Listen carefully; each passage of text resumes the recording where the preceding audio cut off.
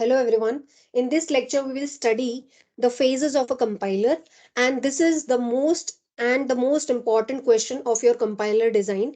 This question is for sure going to come in your exam because if you have seen the previous year paper, almost every paper includes this question. Now the thing is, it can be a full-fledged question where you will be needed to explain all the phases of compiler, or it may be possible that you have to explain some of the phases of the compiler, right? Or there can be a difference between two particular phases of the compiler. So the way of putting the question in the exam can be different, but there is a for sure chance that you will definitely get a question from phases of compiler, as this is the base of the subject. So you should have a very good understanding of this topic, right? Now let's understand all the phases of compiler one by one in detail, right?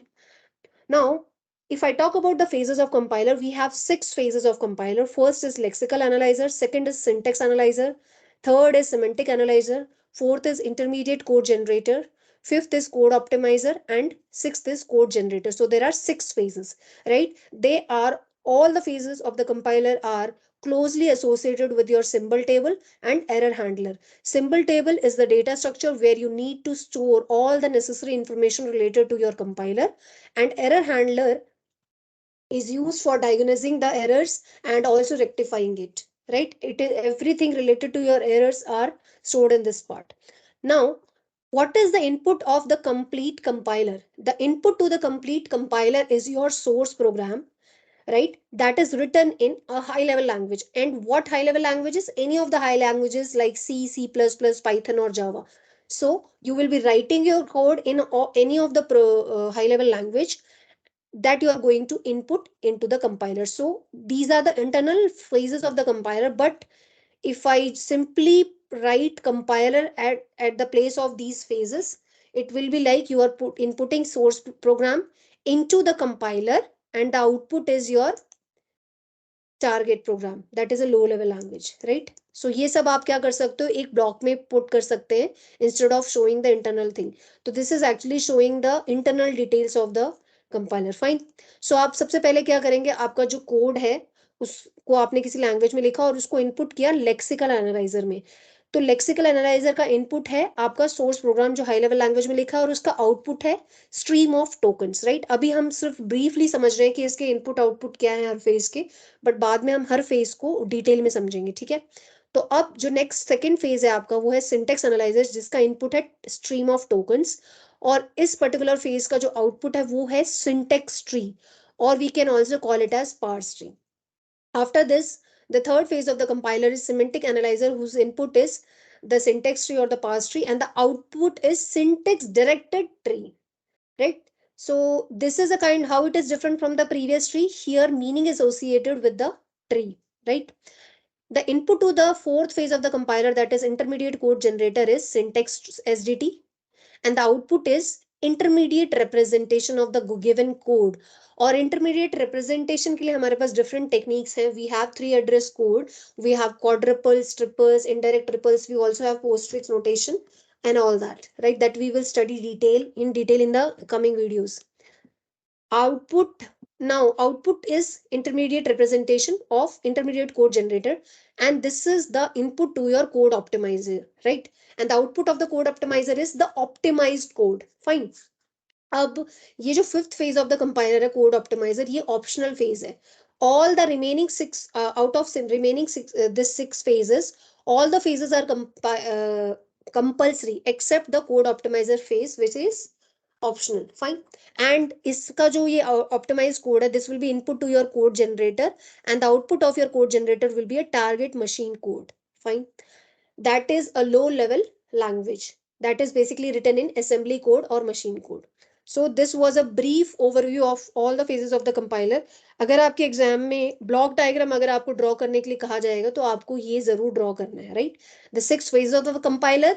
The input to the compiler, that is the source program written in a high level language, and the output to the compiler, that is a target program written in a low level language. And all the six phases of the compiler has some input and output associated with it, and all the phases of the compiler are also directly linked to your symbol table and error handler.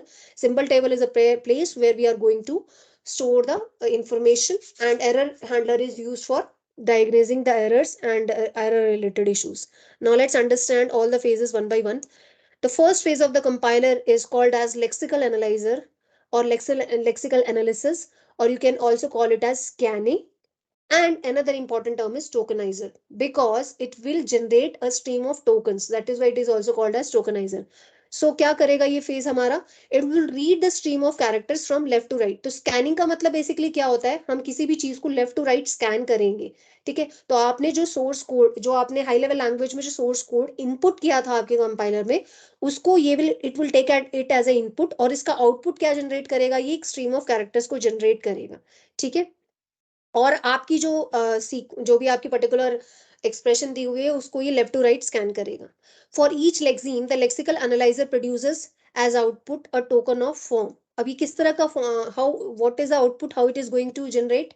सो अगर आपके पास देखिए ये stream of tokens है, इनको हम लेक्सीम्स भी बोलते हैं. इसको इसने ब्रेक किया कैसे? Token name comma attribute value. तो जो आपके पर्टिकुलर जो कोड था उसको इसने दो पार्ट हर टोकन्स में ब्रेक किया, और हर एक टोकन एसोसिएटेड है एक एट्रीब्यूट वैल्यू से, right? And it passes to the. अब ये जो आउटपुट जो आपने यहाँ से इस तरह से जनरेट किया, ये क्या होगा? इनपुट होगा आपका सिंटेक्स एनालिसिस फेज, जो नेक्स्ट फेज है आपका कंपाइलर का, ठीक है? तो टोकन नेम क्या है?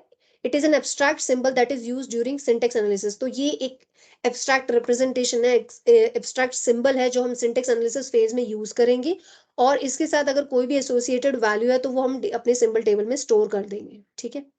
Next is information from symbol table entry is needed for semantic analysis and code generation. जो आप इंफॉर्मेशन यूज करेंगे सिंबल टेबल एंट्री से, वो आपके सिमेंटिक एनालिसिस और कोड जनरेशन फेज में यूज होगा. अब हम इसको एक एग्जांपल के थ्रू समझते हैं इस फेज की वर्किंग क्या है. This is very very important. अगर आपके पास कोई सोर्स कोड है तो उसका मैंने एक पर्टिकुलर लाइन पिक किया है यहाँ पे, और उसको हम समझेंगे कैसे ब्रेक करता है. तो आपके पास पोजिशन इक्वल टू और assignment operator, initial plus rate multiplied 60, ठीक है? तो ये क्या है? These are the characters in the assignment can be grouped into following lexemes and mapped into the following tokens. अब देखिए कैसे कर रहा है ये काम. अब आपने देखा यहाँ पर पोजीशन क्या है? What is position? Position is identifier, then equal to is assignment symbol, then initial is again an identifier, then plus is an operator, or you can say a symbol on the keyboard, then rate. What is rate? Rate is again an identifier, then multiplication is a sign. So this plus, assignment operator and multiplication, all these operators are already stored in your compiler, so it has the information of this. And then we have 60 which is a number. So basically हमने ये जो आपका particular code था उसका एक particular line of statement हमने pick किया, और उसको हमने उसके बारे में स्टडी किया कि ये position is an identifier equal to this assignment operator, this is a symbol, initial is identifier, plus is again a sign, and then और you can say operator, rate is what? Again identifier, then multiplication is again a sign और operator, and 60 is your number. So अब क्योंकि हमारा जो पहला variable है इस code का वो है पोजीशन, तो हम क्या करेंगे? We will say that we will map this position in your symbol table as id comma 1. तो इस तरह से हम ब्रेक करेंगे, जो जस्ट पहले अभी मैंने आपको बताया था कि आपको क्या करना है, आपको इस तरीके से ब्रेक करना है. देखिए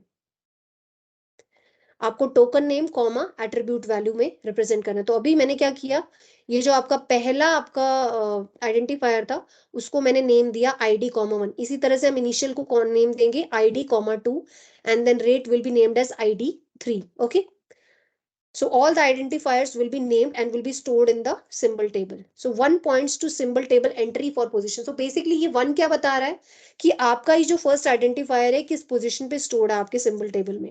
Symbol table entry for an identifier holds information about the identifier such as its name and its type. So ये इस तरह की information आपके identifier का जो name है और उसकी type को store करता है. सो जो हमारा असाइनमेंट ऑपरेटर था उसमें आपके पास कोई आपको आईडी लिखने की जरूरत नहीं है क्योंकि ये एक सिंबल है. तो सिंपली आपने तो देखिए ये जो एंगुलर ब्रैकेट्स मैंने यूज की ये एक फॉर्म ऑफ रिप्रेजेंटेशन है आपके टोकन्स का. जैसे आप देख सकते हो कि जो पहले वाला था आइडेंटिफायर था तो आपने इसी एंगुलर ब्रैकेट में इसको स्टोर किया था, और जो सेकंड आपका सिंबल है that is assignment operator, this is again stored in angular bracket. तो इस तरह से हमारे कंपोनेंट को ब्रेक कर लेंगे. थर्ड जो था हमारा इनिशियल कीवर्ड था, sorry not keyword but identifier, और वेरिएबल, सो जो इनिशियल वेरिएबल था आपको उसको अगेन आपने एंगुलर ब्रैकेट में स्टोर किया और आईडी कॉमा 2, यानी कि ये आइडेंटिफायर सेकंड नंबर आइडेंटिफायर आपके कोड में जो यूज हो रहा है, प्लस अगेन आपने सिंपली एंगुलर ब्रैकेट में स्टोर किया क्योंकि ये एक नॉर्मल साइन है। Rate is again an identifier जिसको हमने कैसे स्टोर किया, angular bracket ID comma 3, then star is again a sign, simply आप इसको ऐसे मैप कर देंगे एंगुलर ब्रैकेट्स में, and 60 is a number that will also be directly stored like this. Now, after this, what we are trying to do, we are the so अब जैसे आपने सभी के सभी जो आपके सिंबल्स थे उनको इस तरह से टोकन्स की फॉर्म में रिप्रेजेंट किया, so there will be some blanks also in the code. Blanks separating the lexemes would be discarded by the lexical analyzer. जो आपका ब्लैंक्स अगर आप यूज कर रहे हो, मान लो आप दो सिंबल्स के बीच में बहुत सारा ब्लैंक स्पेस यूज कर रहे हो, या कुछ बच्चे क्या करेंगे कुछ कम स्पेस यूज करेंगे, तो इट हार्डली मैटर्स क्योंकि ये स्पेस को इग्नोर कर देता है। आफ्टर लेक्सिकल एनालिसिस क्या होगा आप देखिए, ये आपका जो एक्सप्रेशन जो हमने इनिशियली स्टडी किया था वो क्या था आप देख सकते हैं एक बार जस्ट फॉर रेफरेंस। जो आपकी पहले स्टेटमेंट थी that was this this was the statement, और इसी स्टेटमेंट को अब आप क्या लिखेंगे, आप देख सकते हैं आप इसको टोकन्स की फॉर्म में लिखेंगे। Now let's understand how we are going to represent it. We will write it like this: I, id comma 1, that was the first identifier in angular bracket, then simply your assignment operator in angular brackets, then the other identifier written as id comma 2, then the plus symbol, then the third identifier, then multiplication symbol, and then 60. So in this way tokens are generated. The token names assignment, plus and multiplication are abstract symbols for assignment, addition and multiplication. So basically ये क्या represent कर रहे हैं, ये इसका एक abstract way of representing this operation, right? And this is stored in symbol table. ये जितनी भी इंफॉर्मेशन है ये सब हम कहाँ स्टोर करेंगे, इंफॉर्मेशन सिंबल टेबल में स्टोर करेंगे। और हमें ये ध्यान रखना है कि ये जो फेज है ये क्या करता है, कमेंट्स, ब्लैंक स्पेसेस और व्हाइट स्पेसेस को इग्नोर कर देता है।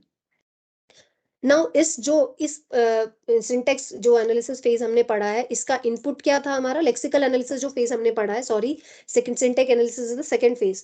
लेक्सिकल एनालिसिस का फेज इनपुट था एचएलएल हाई लेवल लैंग्वेज, और इसका आउटपुट क्या है, स्ट्रीम ऑफ टोकन्स जो अभी हमने जनरेट किए। ये स्ट्रीम ऑफ टोकन्स इनपुट होंगे किसके लिए, हमारे नेक्स्ट फेज के लिए, जो कि क्या है, syntax analysis. So this is the second phase जिसका इनपुट क्या होगा हमारा, stream of tokens. Syntax analysis phase is also called as hierarchical analysis or parsing. So the parser uses the first components of token produced by lexical analyzer to create the tree-like intermediate representation that represents the grammatical structure of the token stream. So basically आप इस phase के अंदर जो भी आपकी stream of tokens को pass किया गया है उसका एक syntax tree generate करेंगे, ठीक है? That is why it is also called as parsing. सो इस फेज में हमने क्या किया, हम देख सकते हैं कि आपने जो एक्सप्रेशन लिखा था उसमें मल्टीप्लिकेशन की सबसे ज्यादा प्रायोरिटी थी according to the precedence rule. So and to so the ID 3 and that is the identifier, third identifier, and 60 is multiplied because this is having the highest priority, so this is stored at the bottom of the tree. Now the result of this particular expression will be added to the second identifier and the operation plus will be performed, and this whole resultant will be then assigned to the first identifier, and this is how a syntax tree is represented. One more important point is syntax tree shows the order in which the operations in the assignment are to be performed.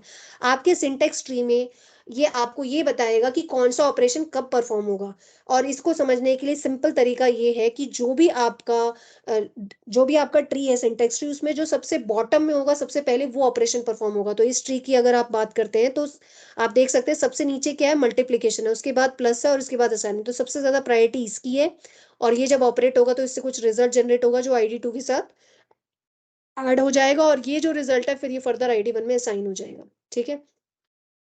इस particular phase में हम लोग grammar rules पे बहुत focus करते हैं और ambiguity concept पे भी फोकस करते हैं। और आप देख सकते हो इस पर्टिकुलर सिंटेक्स ट्री के अंदर जो इंटरमीडिएट नोड्स हैं, यानी कि जो इंटरनल नोड्स हैं, इंटरनल नोड्स वो नोड्स होते हैं जिनकी डिग्री ग्रेटर देन 0 होती है, यानी कि उसके नंबर ऑफ चिल्ड्रन जो होते हैं ग्रेटर देन 0 होते हैं, यानी कि मिनिमम एक चाइल्ड तो होगा ही होगा, दो भी हो सकते हैं, तीन भी हो सकते हैं, डिपेंड्स। तो आप देख सकते हो इंटरनल नोड और इंटरमीडिएट नोड कौन है इसमें, assignment, plus and multiplication. These operations are intermediate और internal nodes of the syntax tree. और जो आपके children हैं वो या leaf nodes हैं वो कौन है, या तो आपके operands होंगे या arguments होंगे। तो आप यहाँ देख सकते हो id1, id2 and id3 and 60, all these are operands and arguments only, because इनके अंदर हम क्या करते हैं, अपनी वैल्यू स्टोर करते हैं जिसके ऊपर आपको ऑपरेशन परफॉर्म करना है, ठीक है। सो दिस इज वेरी इंपॉर्टेंट। अब आप देख सकते हो कि जो हमारा सेकंड फेज था सिंटेक्स एनालाइजर, उससे आपने एक सिंटेक्स ट्री जनरेट किया, ठीक है। और ये जो पार्स, या फिर हम इसे पार्स ट्री भी कह सकते हैं, but parse tree is different from this, तो वो हम बाद में समझेंगे जब हम डिटेल में इस टॉपिक को पढ़ेंगे, इस फेज को पढ़ेंगे। तो ये जो सिंटेक्स ट्री है that will be the input to the third phase of the compiler, that is semantics analyzer, right. And semantic analyzer uses a syntax tree, तो ये जो सिंटेक्स ट्री अभी जनरेट हुआ प्रीवियस फेज में उसको use करेगा, and the information in the symbol table, और symbol table की इंफॉर्मेशन को यूज करेगा to check the source program for semantic consistency with the language definition. So basically आपके पर्टिकुलर कोड के अंदर कोई सिमेंटिकल एरर तो नहीं है, वो इसे चेक करना है। It also gather type information and saves it either in syntax tree और सिंबल टेबल। तो ये इस तरह की परफॉर्मेशन करता है for subsequent use during intermediate code generation, okay. अब देखिए जो मेन बात है उस पर फोकस करते हैं। इसका एक और इम्पॉर्टेंट पार्ट ये है कि it focuses on type checking, where compiler checks each operator has matching operands. तो type checking is the most important part of this phase, and we'll understand how. You must have heard about type in this typecasting. So that is very very important, that is also part of this. Now many programming language definitions require an array index to be an integer. The compiler must report an error if a floating point number is used to index an error. अब देखिए ये एक simple बात जो आपको यहाँ बता रहा है वो आपको नोटिस करनी है। इसका एग्जांपल क्या है कि अगर आपको एरे में इंडेक्स देना है तो आपने डिक्लेयर किया इंट एरे, और स्क्वायर ब्रैकेट में आपने साइज डिक्लेयर किया 5, 10, 100 anything, but that is always an integer value. तो एरे का साइज हमेशा एक इंटीजर वैल्यू होगा। अगर आप फ्लोट नंबर अगर वहां प्रोवाइड करेंगे तो वो क्या करेगा, एरर क्रिएट करेगा। सो this is part of your this phase, and the language specification may permit some type conversions called coercions. Let's say अगर आपने एक वेरिएबल है इन फ्लोट वैल्यू है फ्लोट x, और उसके अंदर आपने 10.5 स्टोर किया, अगर आप इस फ्लोट वैल्यू को अगर किसी इंटीजर वैल्यू में स्टोर करेंगे तो जो 10.5 का 0.5 है वो क्या हो जाएगा, आपका डिमोट हो जाएगा या रिमूव हो जाएगा। तो फाइनली सिर्फ इंटीजर इन्फॉर्मेशन स्टोर होगी, तो इस तरह से आपका डेटा लॉस हो जाएगा। तो ये चीज भी आपको बहुत ध्यान रखनी है कि आप इस तरह से टाइप कास्टिंग करें कि आपका इन्फॉर्मेशन लॉस ना हो, ठीक है। इन बाइनरी अर्थमेटिक ऑपरेटर में be apply to either a part of the integer और a part of floating point number. जैसे अगर आप इंटीजर और फ्लोट को ऐड करें तो जो ओवरऑल रिजल्ट होगा वो आपका क्या होगा, फ्लोटिंग नंबर होगा। ये मैंने एग्जांपल आपको अभी भी एक्सप्लेन कर दिया है। तो ये जो फेज है ये क्या करता है, लॉजिकल एरर फाइंड आउट करता है, और we can also called it semantics error. तो देखिए इसमें क्या होगा, जो आपके ID1, ID2 और ID3 तीनों आइडेंटिफायर थे, ये इनका जो टाइप था ना हमारे एग्जाम्पल के अकॉर्डिंग वो फ्लोट वैल्यूज है। तो इसलिए इसने क्या कहा कि यहाँ ये जो 60 इंटीजर वैल्यू है इसको भी फ्लोट में कन्वर्ट कर देते ताकि किसी भी तरह का कोई इशू ना आए। तो what we are doing, we are explicitly converts this integer argument into a floating point argument. तो हमने क्या किया, int to float function use किया और इस 60 को किस में कन्वर्ट कर दिया, डेसिमल वैल्यू में, दैट वी विल सी। तो इस तरह से हमने इस फेज पे अप्लाई किया ये, और आप देख सकते हो क्या होगा, आप आउटपुट चेक करेंगे कि ये जो वैल्यू है ना आपकी डेसिमल वैल्यू कन्वर्ट होगी। अब जो आपका fourth phase of the compiler है उसका जो होगा इनपुट क्या होगा, this tree which is called as SDT will be the syntax directed translation, जिसमें आप जो प्रीवियस ट्री था उसमें आपने क्या चेंजेस किया, अगर कोई मीनिंगफुल इंफॉर्मेशन आपको अगर ऐड करनी है अपने सिंटेक्स ट्री में वो आप इस फेज में ऐड करके, this is the meaningful tree. earlier was just a syntax tree but this was a meaningful syntax tree which is the input of your intermediate code generator, and in this process of transmitting a source program into a target program, अब आप इसको क्या करोगे, source program को target programme में convert करने की कोशिश करेंगे। एंड इसमें आप देखिए क्या होता है, the intermediate program should have two properties, इसकी दो प्रॉपर्टीज पे आपको ध्यान रखना है। It should be easy to use, आपको इस तरह से आपको ब्रेक करना है कि वो यूज करने में आसान हो और ट्रांसलेट करना भी इजी हो टारगेट मशीन में। तो आप देख सकते हैं जो पहले जो 60 वैल्यू था उसको हमने क्या किया, int to float function use किया, और इस पर्टिकुलर फेज में इंटरमीडिएट कोड जनरेशन में हम टेम्पररी वेरिएबल्स के कॉन्सेप्ट को यूज करेंगे। तो मैंने 60 को कन्वर्ट किया फ्लोट में इस फंक्शन के थ्रू, और इसकी वैल्यू एक टेम्पररी वेरिएबल T1 में स्टोर की, राइट।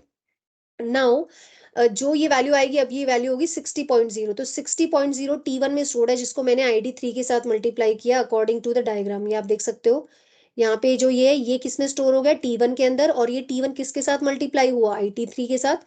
तो ये मल्टीप्लाई हो जाएगा। तो आप यहाँ देख सकते हो क्या किया हमने, यहाँ पे हमने ये मल्टीप्लाई किया है, ठीक है, और ये स्टोर किया हमने T2 के अंदर। तो ये जो इन्फॉर्मेशन जो है ना यहाँ पे इस ट्री के अंदर, ये पूरा T2 के अंदर स्टोर है। अब T2 जो होगा किसके साथ ऐड हो जाएगा, ID2 के साथ। तो हम देख सकते हैं यहाँ पे हमने क्या किया है, T2 को हमने T2 के अंदर जो इन्फॉर्मेशन स्टोर हुई थी, T2 को हमने ऐड किया ID2 के साथ, और ये जो इन्फॉर्मेशन हमने कहाँ स्टोर किया ओवरऑल, T3 के अंदर। यानी कि जब ये T2 T3 के साथ ऐड हुआ, sorry, this was T1, this is T2। तो T1 ये ऑपरेशन परफॉर्म होने के बाद हमने इसको T3 के साथ ऐड किया, नॉट T3 बट ID3 के साथ ऐड किया, और ये जो ओवरऑल रिजल्ट है इसको हमने किस में स्टोर किया, T3 के अंदर। और ये जो T3 है ये हमने किसको असाइन किया, ID1 को। तो हम देख सकते हैं हमने क्या किया है, आप देख सकते हो, पहले आपने इस पर्टिकुलर इन्फॉर्मेशन को T1 में स्टोर किया, और T1 को मल्टीप्लाई किया ID3 के साथ, और उसको T2 में स्टोर किया, और T2 को फिर ऐड किया ID2 के साथ, and then this will be multiplied with, this will be assigned to T3 after addition, and this T3 will be assigned to ID1. So this was intermediate code generation, and there are different techniques of intermediate code generation like quadruples, triplets, and indirect triplets. Not triplets, but triples and indirect triples. Now moving to the fifth phase of the compiler, that is code optimization, which is also called as the optional phase. It attempts to improve the intermediate code so that better target code will be result. So आप इसमें क्या करना चाह रहे हैं, आप अपने code को ऑप्टिमाइज करना चाह रहे हैं ताकि आप एक बेटर कोड जनरेट कर सके जो फास्ट हो, and you can also create a short code और a target that consumes less power. तो आप इस तरह का कोड डिजाइन करने की कोशिश कर रहे हैं ओवरऑल जो एफिशिएंट हो in terms of speed and the space. So a simple intermediate code generation all algorithm followed by code optimization is reasonable way to generate good target code. अब आप देखिए इसमें आपने क्या किया फाइनली, आपने वहां पे 3 टेम्पररी वेरिएबल्स यूज किए थे, तो अब यहाँ पे आप सिर्फ एक ही टेम्पररी वेरिएबल को यूज करते हुए आप क्या कर रहे हो, स्पेस को सेव कर रहे हो और नंबर ऑफ स्टेप्स को सेव कर रहे हो। देखिए प्रीवियस में आपने देखा था कि आपने यहाँ पे कितने स्टेप्स यूज किए, 3 टेम्पररी वेरिएबल्स यूज किए थे और 4 स्टेप्स यूज किए थे। और ऑप्टिमाइज्ड कोड में क्या हो रहा है, ये जो वैल्यू है ना, मैंने directly instead of storing in T1 I have directly multiplied it with ID3। तो ये जो होगा हम देख सकते हैं हमने क्या किया यहाँ पे, ID3 को हम डायरेक्टली 60 पॉइंट, अब एक्सप्लिसिटली इसको इनटू फ्लोट फंक्शन लगा के कन्वर्ट करने की जरूरत नहीं है, बट डायरेक्टली 60.0 लिखिए और इसको ID3 से मल्टीप्लाई करके T1 में स्टोर कर दीजिए, और T1 को डायरेक्टली ऐड करके ID1 के अंदर असाइन कर दीजिए. So in this way we can reduce the number of steps as well as the number of temporary variables and saving both time and space. This is a great variation in the amount of code optimization different compilers perform. ठीक है, so this is giving you optimized result. सो इससे आपका time काफी save होगा. And the last phase of the compiler is code generation, जिसका input क्या है, intermediate code that we have generated. It takes input as intermediate representation of source program, और वो क्या करेगा, उसको मैप करेगा जो आपका टारगेट लैंग्वेज है. If target language is machine language code, registers और memory locations are reflected for each of variables used by the perform. देखिए अब देखिए इसमें हम क्या करेंगे. So crucial aspect of code generation is to use judicious assignment of registers to hold the variables. क्योंकि if you have studied in computer architecture or computer organization, that आपके जो registers होते हैं they are very limited in memory and they are the fastest memory elements. So आपको इनको बहुत carefully use करना है क्योंकि they are very limited in memory. Okay, so by using registers of R1 and R2 intermediate code हम इसको किस तरह से represent कर सकते हैं. हमने देखा था कि जो आपका पहला वेरिएबल था वो क्या था, ID3, उसको आपने किसके अंदर स्टोर किया, रजिस्टर 2 के अंदर स्टोर किया. और आप देख सकते हैं अगर आपने थोड़ा भी असेंबली लैंग्वेज का अगर आपको नॉलेज हो, अगर आपने माइक्रो प्रोसेसर पढ़ा हो, तो this LT is basically load and F representing floating numbers. So load floating number ID3 into register R2. Then what it does is R2 के अंदर इसने इस इंफॉर्मेशन को स्टोर किया और R2 को 60.0 से मल्टीप्लाई किया, और इसने इसके आगे क्या लगाया है, हैश सिंबल लगाया. It means direct address. This is absolute addressing where it is trying to say that आपकी जो वैल्यू है उसको आप डायरेक्टली एज ए इनपुट ले लीजिए. ठीक है, आपको जाके कहीं फेच करने की जरूरत नहीं है. बट R2 में जो वैल्यू स्टोर है उसको आपको फेच करना पड़ेगा, बट 60 आप डायरेक्टली यूज कर सकते हो.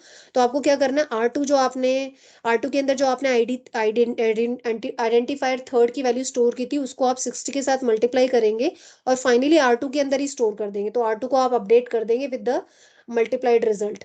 एंड इसको आप इसके लिए आप कौन सी कमांड यूज करेंगे, मल एफ. मल means multiply and F means floating number. उसके बाद आप क्या करोगे, R2 में ऑलरेडी इसका रिजल्ट स्टोर है और R1 के अंदर आप लोड करोगे ID2 की वैल्यू. तो आपने लोड किया फ्लोटिंग वैल्यू कौन सा, ID2 का R1 के अंदर। अब R2 भी रेडी है और R1 भी रेडी है, so we will add use this command add f means add floating numbers R1 and R2 and again store the result in R1, and then finally this R1 will be stored in ID1. So this st means store the floating value of R1 into ID1. So this is the code generation part. So basically जो भी आपने intermediate code generate किया था उसको आपने एक assembly language में लिखा है, ठीक है। तो आप इस तरह से लिख सकते हैं, और मैंने यहाँ पे एक्सप्लेन भी किया है जो भी मैंने आपको यहाँ पे verbally orally bataya. I have written this also so that you can understand it. And then this symbol table management concept is also used in your compiler, though this is not the phase of the compiler, but it basically says that whatever information related to your different phases of the compiler, it is stored in symbol table, so it is indirectly touch with that. So that was all about the different phases of the compiler.